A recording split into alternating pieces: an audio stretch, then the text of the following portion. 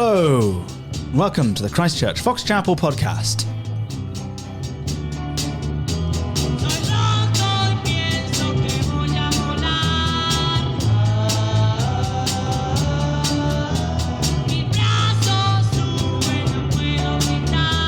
The fastest growing conservative, evangelical, charismatic Anglican podcast in the entire Fox Chapel area.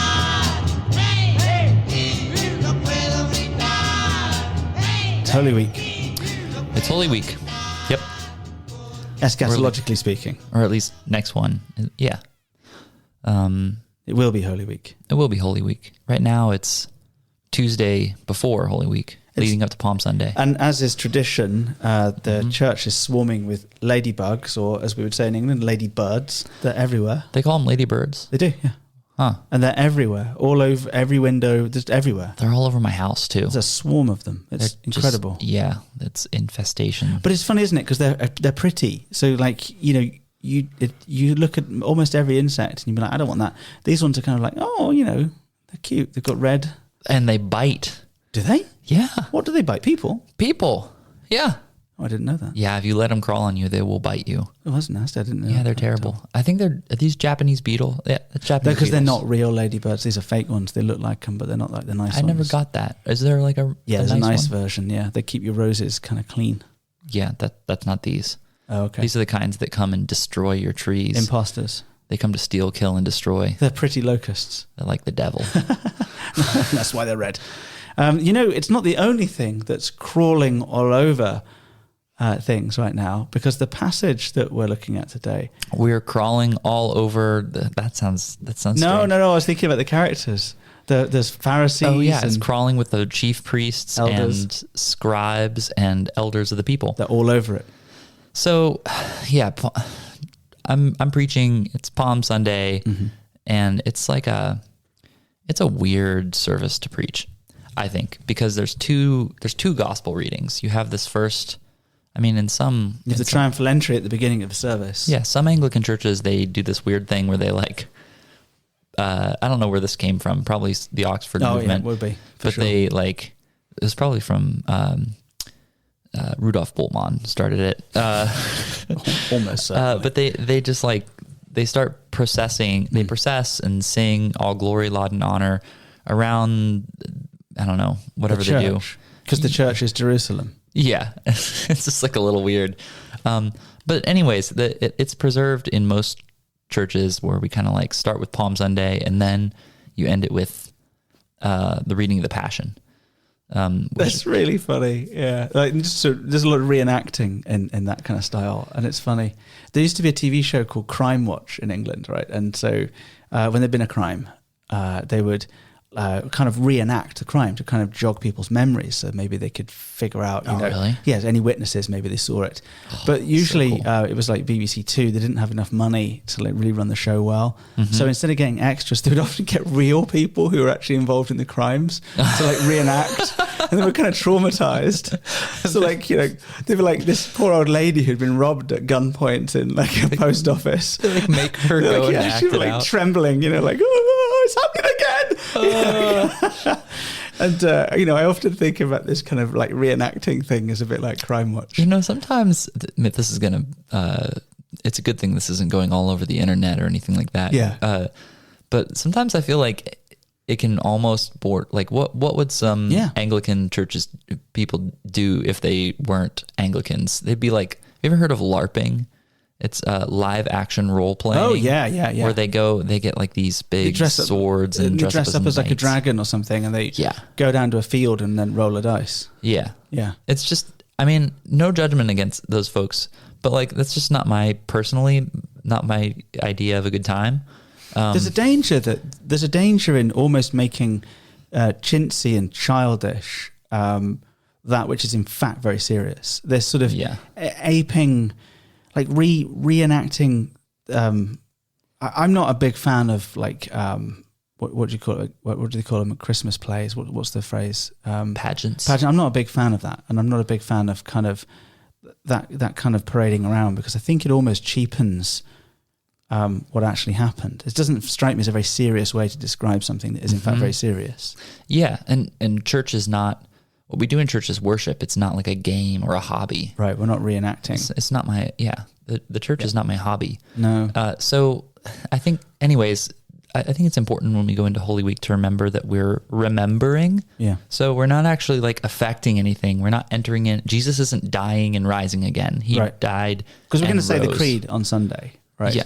And that creed isn't going to become momentarily untrue between Friday at noon or 3. And it's not 3 here anyway, because we're in a different time zone. Like, how do you do this? It's all very odd. It's maybe like, there some years on my anniversary, for whatever reason, there's no way that we can, I don't know, we have something going on. And so maybe like the Sunday or not the Sunday, but like the Friday after our anniversary or something like that, we'll go out to dinner. Oh yeah. And maybe you light a candle, and Jenna will put on a nice dress. I'll dress up nice, and we'll have this special thing to remember this covenant that we made. Right. And then like it's not like we're redoing anything, but we're kind of setting the mood a little bit so that we can kind of like enter back into the space where we can kind of understand it a little bit. I think that's kind of how I think of Holy Week. And that's what it's for, isn't it? That's what's useful.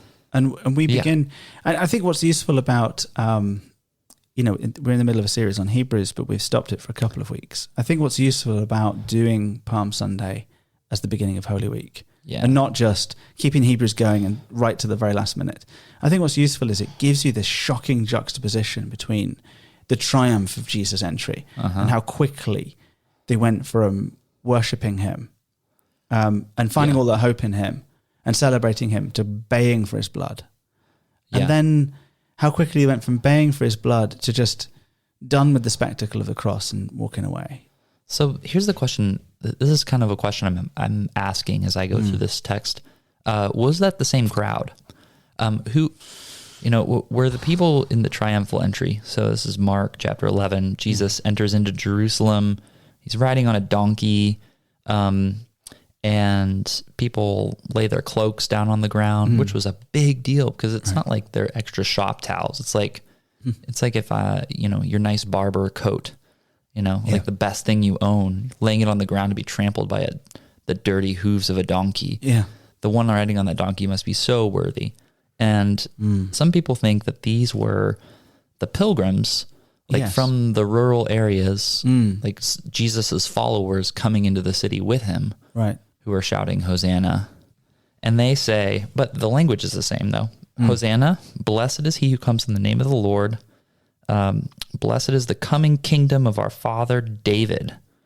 Right. Hosanna in the highest. This is messianic language, right? It is. We've looked at this a lot in Hebrews.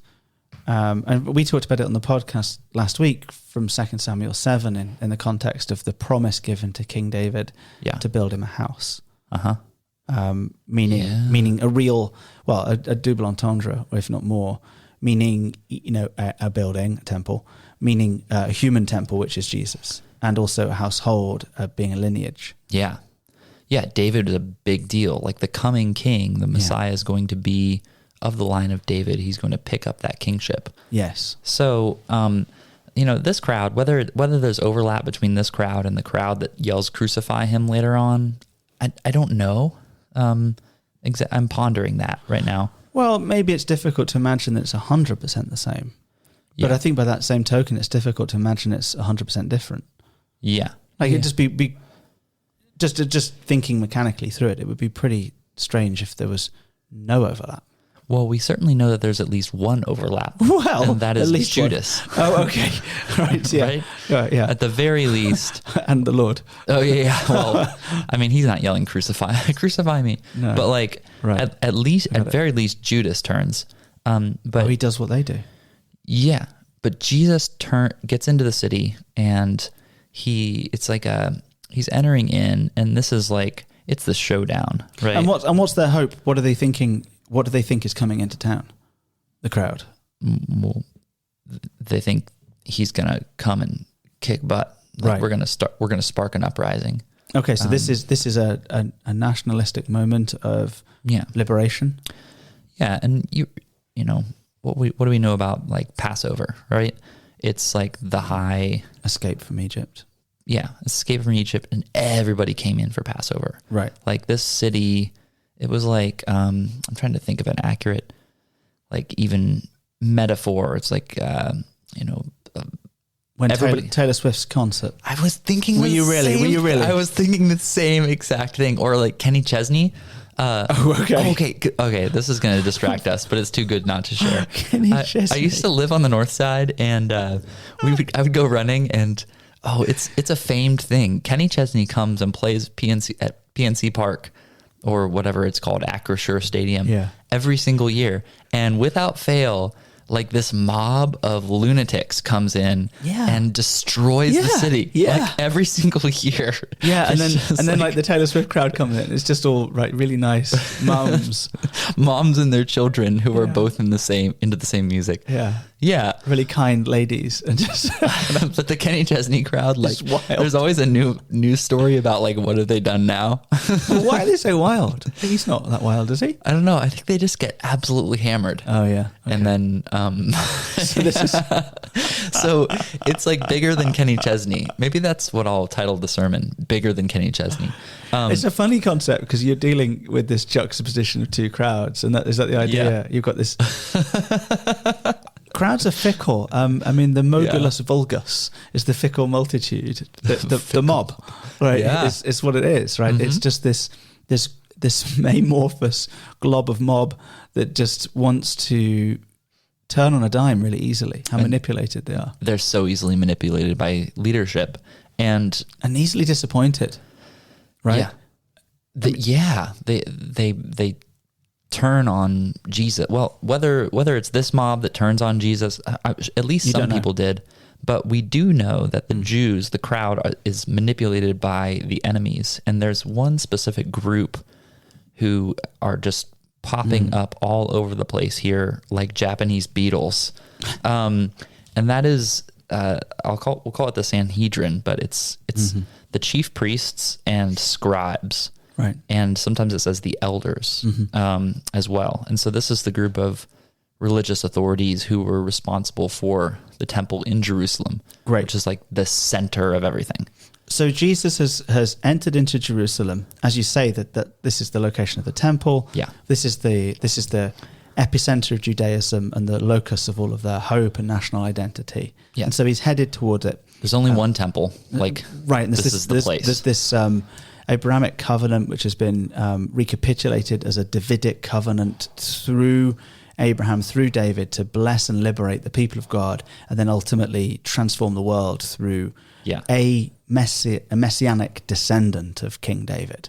And the idea here, with these kind of nationalistic symbols of palms or branches being thrown on the ground, and the coats thrown on the ground as a sign of I guess, submission to him, and even the colt being a prophetic kingly arrival kind of thing. Yeah, it's like like the president's limousine.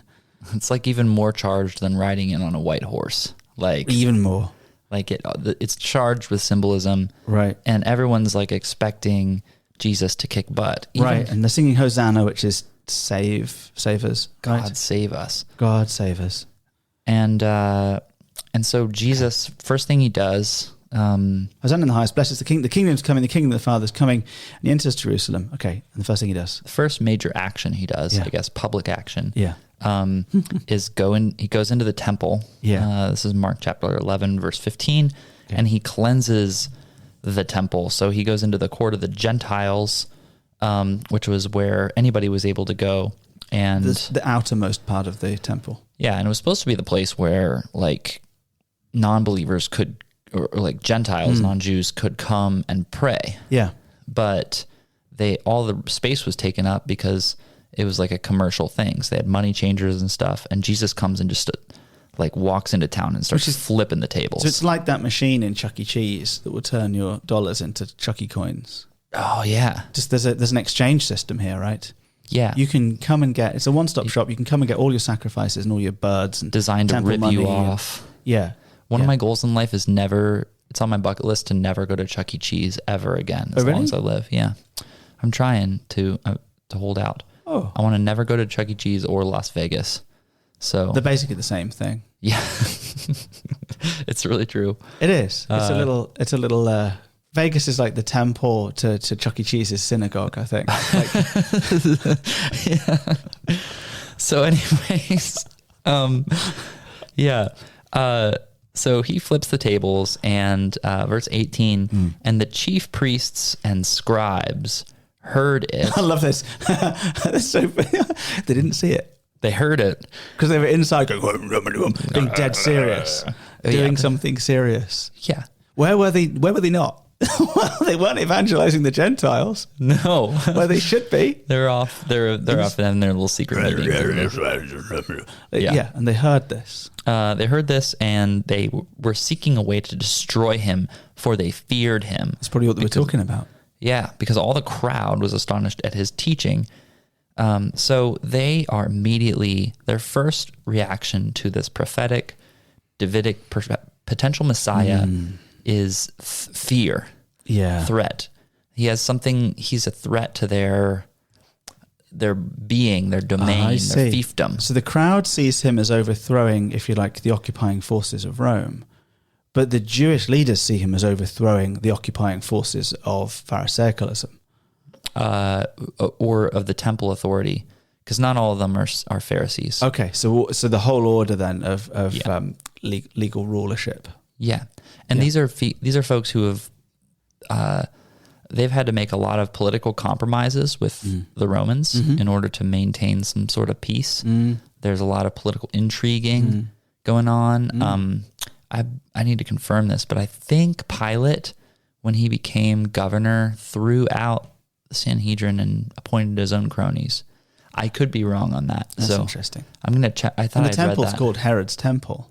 Yeah. Because he pimped it. Herod the Great pimped it out. Yeah. So you've got a secular ruler in Herod who has done a sort of three-part deal with the ruling elites of Judaism along with the occupying Roman forces. Yeah. And so there's all of this intrigue and politics in the background that is in fact burdensome to the people in a spiritual sense, but also in a sense of nationalistic pride. And their hopes are a bit mixed up. I mean, they do hope for a Messiah. They do hope for Jesus, but they just don't quite get what he'll do. Yeah, nobody knows what Jesus is going to do. Right. So far, he cleanses the temple. It's looking like it's going to be some kind of military thing, probably. He's just gone into the heart of the temple and done a very bold thing. Because it's defiled. Yeah. And throughout this section, he's uttering all these he's doing a lot of prophetic utterances and saying things that are like, and saying things that are like them's fighting words. Then the chief priests and scribes and elders came to him and said to him, "By what authority are you doing these things? And who gave you authority to do them?" And then Jesus he debates with them for a while. And then he tells this parable about how basically Israel's a vineyard that was leased out to a bunch of corrupt tenants. Oh, yeah. So in chapter 12. He basically says, you're not really the inheritors of this. You don't own this field. You're just tenants. And God has come back to this field. And you're going to be thrown out and burned and cursed because you're opposing God. He's laying it on thick. Well, this is an important thing, isn't it? So, there's a little bit of a movement with... I was going to say outside of Christianity, but in sort of Christian adjacent thinking, that, if we could just stick to the Jesus stuff. Jesus was lovely and he affirmed everybody. If we could just stick to the Jesus stuff and get rid of the harsh Paul stuff and the weird Old Testament stuff and just have the Jesus stuff, the doctrines. Just be a red letter Christian. Then it'd be lovely. Just do what WWJD, what would Jesus do? He would make a whip of cords. He would burst into the temple, trash the place, and then accuse the ruling elite of being corrupt tenants. He would find just the thing to say to make all of conservative Christianity furious at him. And they sought to arrest him, but they feared the people because they knew he was talking against them. And so then there's this, throughout chapter 12, there's this group, this wave after wave of different groups that these they send. Oh, you're right. The to Pharisees attack come in Jesus. verse 13, then the Sadducees come in verse 18. And verse 13 says, and they sent to him some of the Pharisees and some of the Herodians to trap him in his talk. So somebody is behind the curtains here who's like sending these different groups to try to like. It's the FIA. I know where you're going. They're trying to create. It's Red Bull. The crime. I know where you're going. Yeah. I'd never seen it before. Can you just pausing real quick? I know we have some listeners who are F1 fans. What's the deal with Red Bull and Max Verstappen's dad? Oh, okay. Can we just pause from this really quickly and for like 2 minutes? And Max Verstappen is the world champion. He drives for a team called Red Bull. He's really quite remarkable. His father, Jos, was also a Formula One driver a generation ago, raced in the same team as Michael Schumacher. Jos Verstappen is Max Verstappen's manager. Max races for a team called Red Bull, and Red Bull Racing is an offshoot of Red Bull, the drinks company. Yeah. And the team principal of the racing team, Red Bull, has been accused of abusing a woman, and Red Bull, male-dominated team, has decided to suspend the woman who is maybe the victim of all of this. Oh, cool. Great. So, it's all shrouded in mystery, and either the team principal is the victim of a terrible slander, or the woman is a double victim, both of a terrible abuse and on top of it also now a disciplinary hearing for daring to have said that she'd been abused. So it's a total mess. And in the background behind all of this, there are quite powerful figures that own different shares in the team who are backing different parties on this dispute. And Jos Verstappen, the father of Max Verstappen, their star driver, is kind of sick of it all. I think he might just be, well, he himself actually has a bit of a history of various things as well, but he's sick of the whole thing and says that this has got to stop. Okay. Meanwhile, just about everybody of any power is seemingly not doing anything about it. So it is reminiscent of this situation in that you have seemingly some sort of shadowy force allowing terrible things to go on and sending people out as proxies to fight for them. And it's actually a very good illustration. And at stake is a lot of power and money.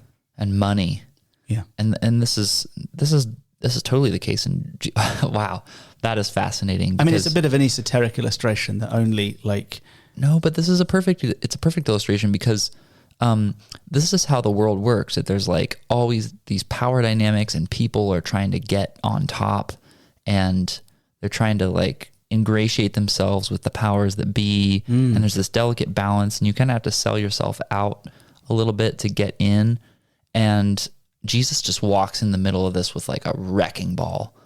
Yes, and there are many intriguing parallels. I mean, one of them would be that because F1 is a global sport, there are numerous different cultures, and attitudes to things like sexual assault, ranging from it's fine, it's just women, they have to put up with this stuff because they're not as good as us. Yeah. Through to this is yet another Me Too outrage. We can't trust men ever. So there's very different attitudes east and west with this. And mixed up with that, of course, is all the money. Yeah. And there's clearly several clashes of culture going on in this Holy Week scene. Yeah, with the Roman culture and the Jewish culture and the Gentile culture, and then even just factions between Pharisees and Sadducees who hate each other about the odd question about whether the resurrection is real. Yeah, but to us look more or less the same. But they do. These authorities are all kind of united against Jesus. They're threatened by him. Yes, and Max Verstappen's not the Jesus figure in the F1 thing. Just to be clear. No, the only Jesus figure is Jesus. Yes, that's right. There's no parallel to Jesus. But the bad guys, there's all kinds of parallels to the bad guys. And I think that's why I'm focusing in on them as I study this passage, because like I see something of myself in these guys. Yeah. Like there's something that Jesus threatens and But anyways, so well, they're trying to con him in verses 13 and so on. The Pharisees are trying to trick him, aren't they? By trying to con Jesus into saying something offensive about the powers that be, the Roman powers this time. They want to either get him to say something that will make the Romans think he's a revolt leader and arrest him so they can crucify him, or they want to get him to say something blasphemous so that the Jews will stop following him. So they try to paint him as a revolutionary. They're like, should we pay taxes to Caesar? And they want him to like say no, and so the Romans will then come and get him. Or yes, so the Jews said, "Oh, what, you're siding with these oppressors? You're supposed to be the Davidic king who's going to come and rid us from all these people. What's going on?" Yeah, and then the Sadducees come and ask him this ridiculous question to try to trap him and say and deny the resurrection. And one of the scribes comes and asks him about the greatest commandment. So this is a lawyer asking legal questions. Yeah, and there's all these kind of like technical questions, and Jesus just threads the needle with all of them. And then finally he pronounces this. He just says it straight up in verse 38. And in his teaching, he said, "Beware of the scribes who like to walk around in long robes, Anglican, and like greetings in the marketplaces, and have the best seats in the synagogues and the places of honor at feasts, who devour widows' houses and for a pretense make long prayers. They will receive the greater condemnation." And we read that and thought, you know what we need? We need some We need some robes. We need some prominent seats. We should make a throne at the front of our worship area. When I was ordained, when I was ordained as a presbyter, the Minster, Croydon Minster, it backs onto a fruit market. Right, so like you can. So while you're in the church, you can hear this kind of like hey up, bananas, all the banana, all the time, like just the street vendors like going up and down. And the guy who was giving a speech during the slot where a sermon could have been said basically what you need, right, is you need robes. They're really important because then people can know that you're a holy person, right? And it's very important that you're well known and that you could be greeted in the market behind us. Like, did he really say he said that? You should go to the market and be like greeted and known by all the stall men, and then like, you know, that will help lead them to Christ or something if you put your robe. And I'm like, it literally says the opposite right here. It literally says, don't do that. Yeah. Call no man father. So I have an idea. Let's all go by father. Our robes and our thrones. Yeah. Oh, anyone needs me, I'll be in the marketplace. It was an extraordinary speech. We're such bad Anglicans. Yeah, no, it's true though. Like, and he's totally calling out this religious pomposity. Yes, the pomp. I think you're absolutely right with pomp, and this to some extent is a little bit of our discomfort with, for instance, extra rubrical processions. So within our tradition, there are times to process. One processes to a font or a baptistry, and one processes to a grave, and they're intended to mirror each other because the rites mirror each other. The burial in the water and the resurrection from the water, we don't hold children under for very long, is intended to mimic death and resurrection burial. So when the processional cross comes out, for those two events only, they are designed to very much call to mind actively the other one. We have a tendency, I think, to cheapen some of that by endlessly wandering in and out and having triumphal entrances of the choir and bowing at each other and ceremonies and bring forth the holy hand grenade. And it's just I don't like all of that. I find it really, not only do I find it vulgar, but I find it really detracts from genuine ceremony when you need it. And it seems thoroughly at odds with this image here of the dangers of making your leaders become too prominent through symbols of power. And in the very next breath, Jesus, he points out someone as virtuous. The opposite. And it's a widow who in a culture where women couldn't provide for themselves. Yeah. In a culture that was like as misogynistic as you can possibly imagine. You mean more than Red Bull? Like Red Bull level misogyny. Crumbs. And Jesus like says, there are many rich people putting in large sums of money, and a poor widow came and put 2 small copper coins, which make a penny. And he called his disciples and said to them, "Truly I say to you, this poor widow's put in more than all those who are contributing to the offering box." So he exalts the low down and confronts the exalted, and then he launches into a prophetic discourse where he says the temple is going to be destroyed. Very helpful for our study of Hebrews, isn't it? Because we were just looking at the idea that all temples are temporary. Right, they will not last. And at his trial, he is accused of saying something like this. Yes. There's a little bit of there's inconsistencies in the statement, and it's a bit of a misquote. But he does actually say, "Look at this." So one of the disciples, I think it's Peter, and I think Matthew says it's Peter, said to him, "Look, teacher, what wonderful stones, what wonderful buildings! Because you've just come out of the Empire State Building, the thing that dominates the skyline, made of stone." In a place where many people lived in crude huts. You've got, this amazing building. And Jesus said to him, do you see these great buildings? Well, yeah, I do. There will not be left here one stone upon another that will not be thrown down. So this temple is going to be destroyed. Now, this is really agitating, isn't it? For a group of people who are welcoming him into Jerusalem, which is the epicenter of Judaism, towards the temple, which is the epicenter of their holiness, the presence of God, and their national identity, all of their hope, all of it. They're looking for it to be restored, and he's talking about wrecking it. He now is talking about dismantling everything. Yeah, and I think that if you were any kind of religious authority in Jerusalem, you would have had good reason to be threatened by by everything that Jesus is doing here.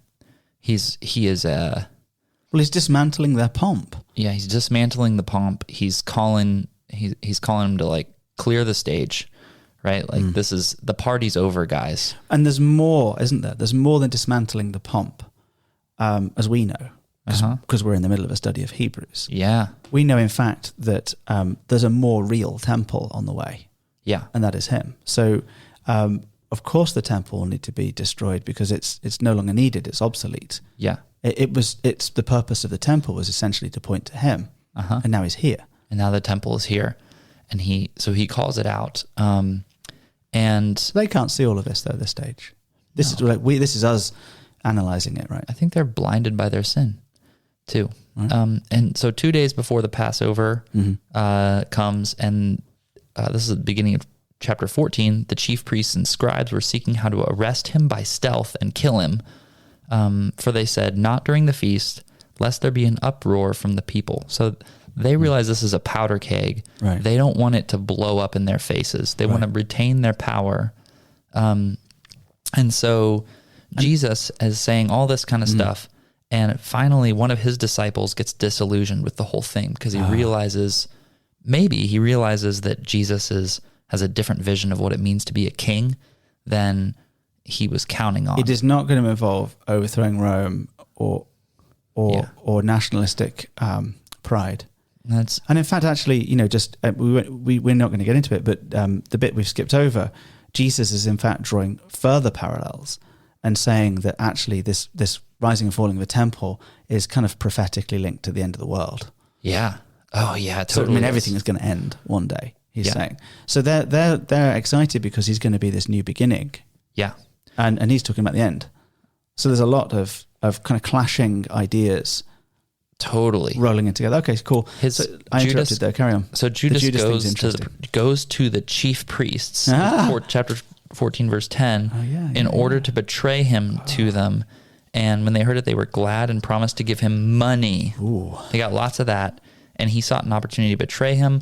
So then Jesus goes and has the Passover with his disciples. That's where we have the Lord's Supper. Looking forward to Thursday night. The Maundy Thursday meal will be a great way to remember what is the actual thing he instituted. Yeah. I think it's remarkable too that, this is where we get the upper room discourse in John, where and he washes his disciples' feet. All these genuinely beautiful gestures and comforting words come on the night that Jesus knows like that people are out for his head. And they've just sacrificed the Passover lamb, which in itself is a pointer to him. Yeah. He's the true Paschal lamb. So he's like, it's time. He knows it's going down. He goes to Gethsemane, the Garden of Gethsemane, and he prays and asks the Lord to take, Father, take this cup from me, if you're willing, yet not what I will, but what you will. So Jesus is in tune with the Father, according to Mark. And then the chief priests, this is chapter 14, verses 43, immediately while he was speaking, Judas came, one of the 12, and with him a crowd with swords and clubs from the chief priests and scribes and elders. The gang. And there's this whole hubbub. They arrest him. He goes before the council, which is the Sanhedrin, and this is chapter 14, verses 53 onward. All the chief priests and elders and scribes came together, and that's funny. That's probably the word for synagogue. Oh yeah, they synagogued. They gather together. And they interrogate him, and basically they don't have the power to put him to death. Only the Romans are allowed to do that legally. It is the word. Oh really? Yeah. He brings people together in their hatred of him. Yeah, they synagogue to hate him. Wow. And they ask him flat out, chapter 14, verse 61. I'm trying to move kind of fast here. No, it's good. He keeps remaining silent, and finally the high priest asks him, are you the Christ? Are you the Messiah, the Son of the Blessed? And Jesus said, I am. And you will see the Son of Man seated at the right hand of power and coming on the clouds of heaven. He's saying, I'm exalted, referring to Daniel 9. Right. And when Jesus says, I am, I am is the name of God. Ego eimi. Yeah, he doesn't say I am. He says, I am. Is that what he says here? Yeah. Ah, that's cool. So I am is the name of God that we see translated Lord in the Old Testament, Yahweh. And so he, instead of just saying I am, he kind of says I am, which is just a bit odd. Yeah. And it's more emphatic.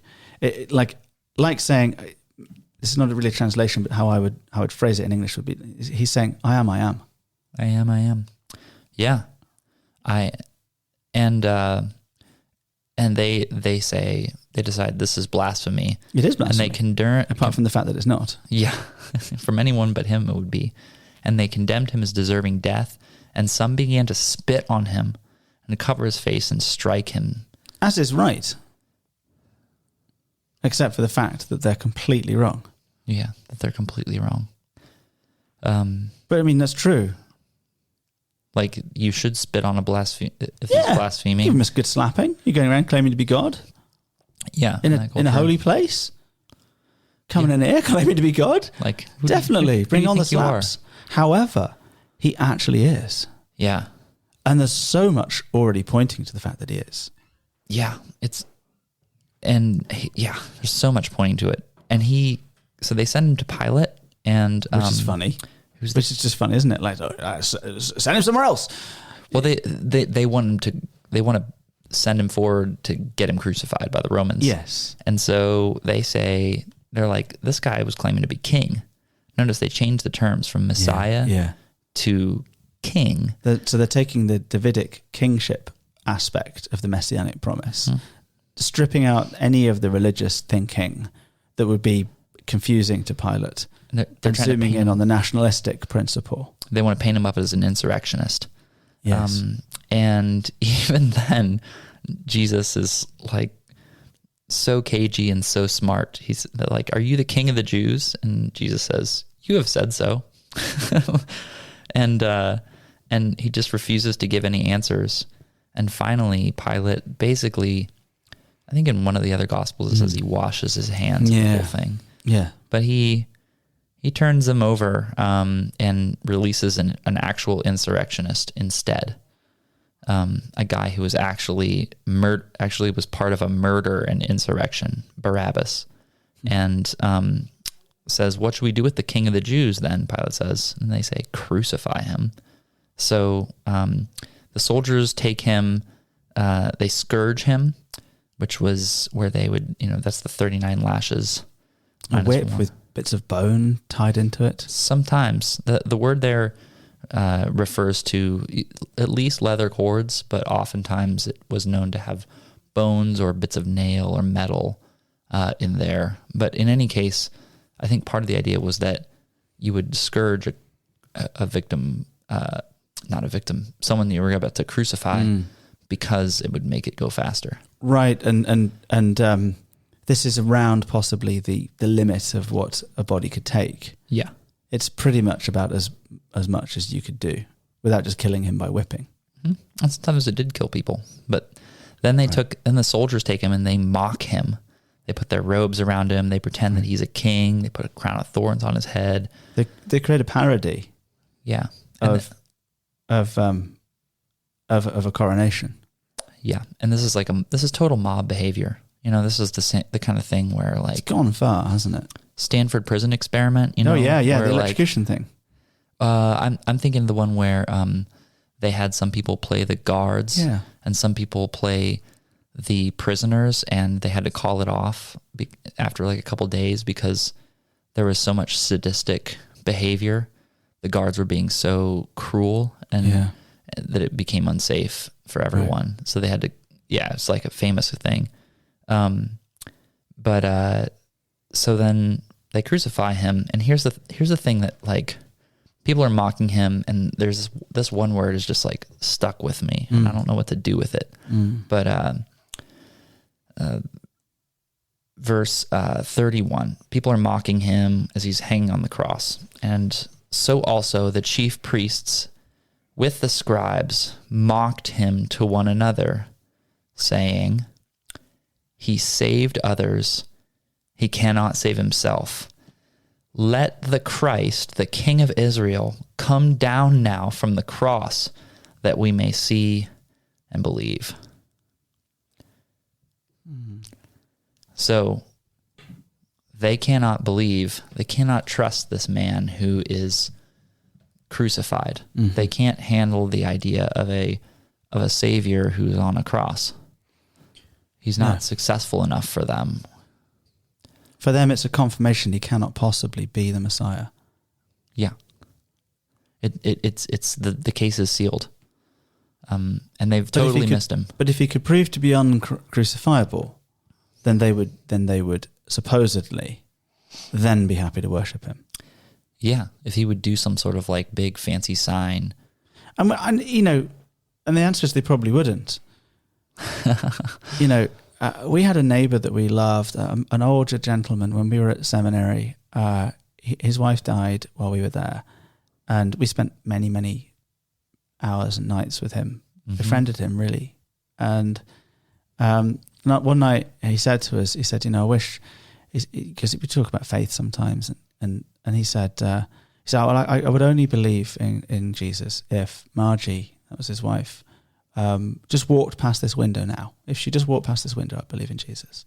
And Kat said, "You wouldn't." Yeah. And I was like, I remember the time going like, but now I'm like, oh yeah, she's right. She's just a bit more mature than me.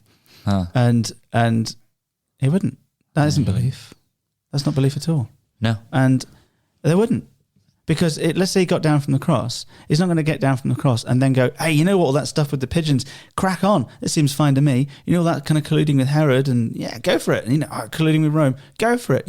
All this kind of like burdening people and judging widows and putting them down and the long flowing robe thing, crack on. He's not going to come down from the cross and suddenly affirm everything they believe. Even if he gets down from the cross, which of course he's not going to do because it makes a nonsense of the whole story, he's still going to go around showing them up. And we want a Jesus who will affirm us. Indeed. We all want to be affirmed. So in fact, they want him to come down from the cross so they can control him as their... Yeah. Keep him in their pocket. Yeah. But that's not what a king does. Like a king calls you out and leads you somewhere. A good king calls you out and leads you in the way that is good, and it's often not where you want to go. No. And so he's a threat to their little fiefdoms. He's a threat to their fake authority. And so they want him to come down from the cross on their own terms. Yeah. I mean, of course, obviously, there's lots of little hints in the Greek that they don't believe 1 minute of it. The mocking word has this kind of idea of deriding and deluding tied into it. And it says, what is it? Those crucified with him also reviled. So there's a little language here that says no one's really believing this anyway. It's just a statement. It's part of the mockery. They're not really saying get down off the cross, because no one's ever done that before.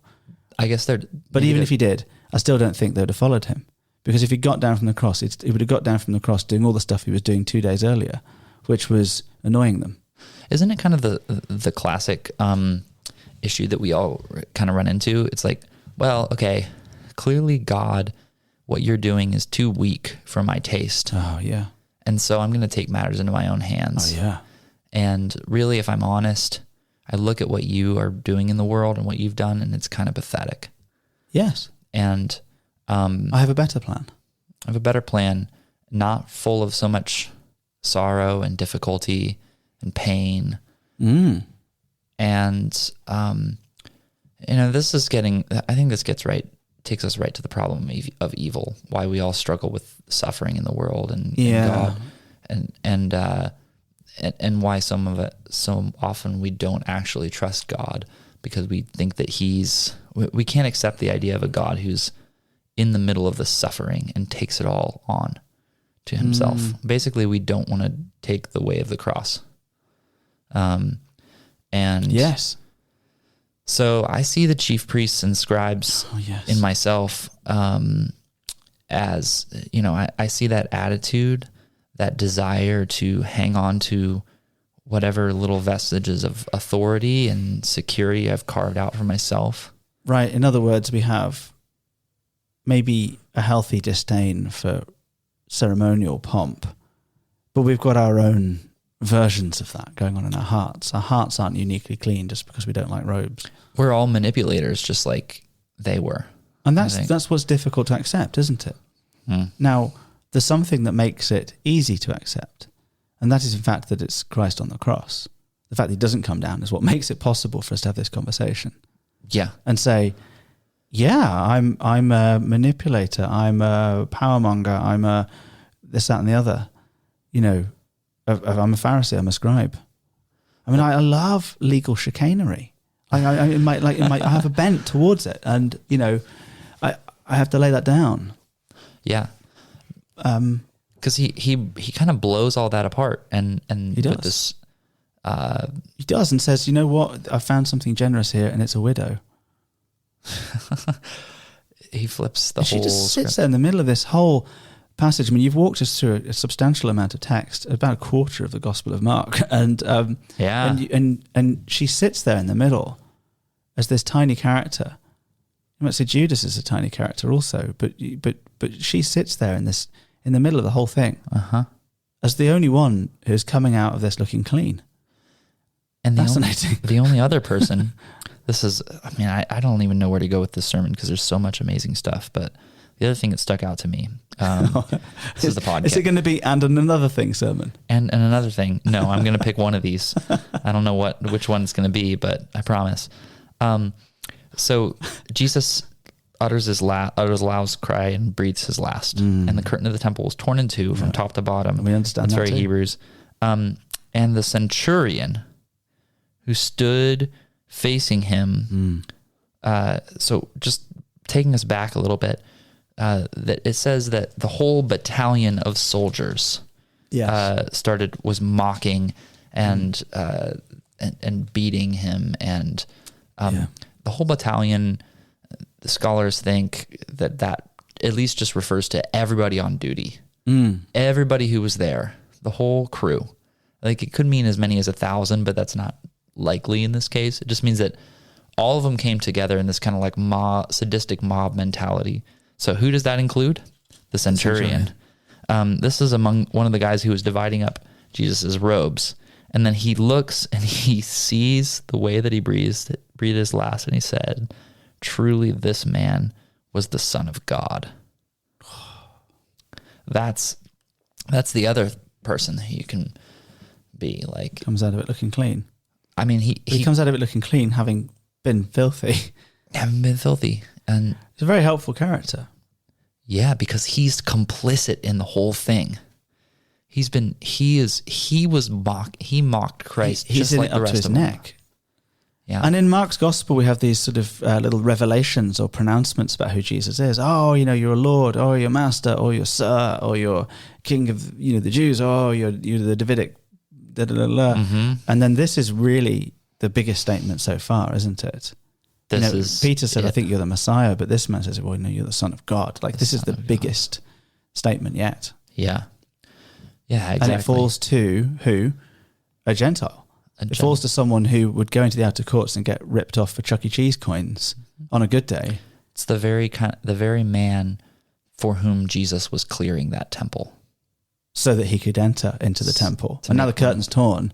It's advanced to go straight from the court of the Gentiles through the holy place into the most holy place. Yeah. Jesus' all of this was about clearing away, raising bringing the mountains low and raising up the valleys so that outsiders and complicit people like the centurion, like me, can... Who witnessed the only sacrifice that ever worked.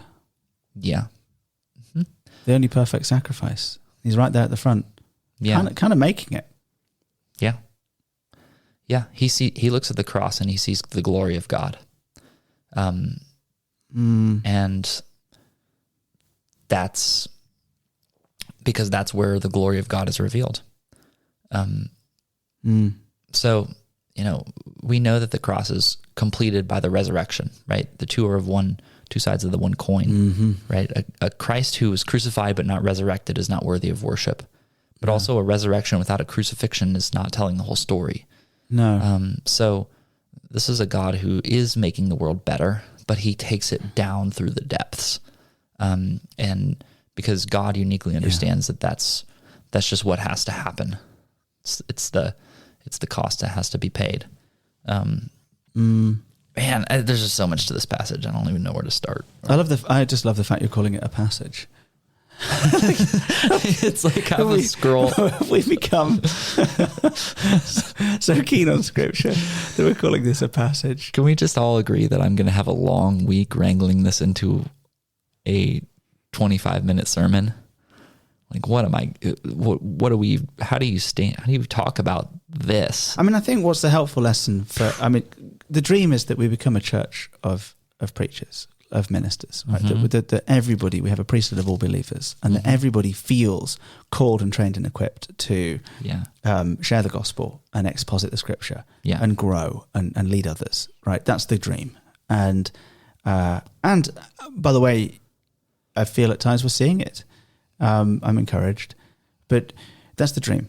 So this is going to happen sometimes, right? Sometimes you're gonna want to say something, and you're going to have 50 things to say, and you're going to have to just pick one. And it is just sometimes like that. It was like that last week for me.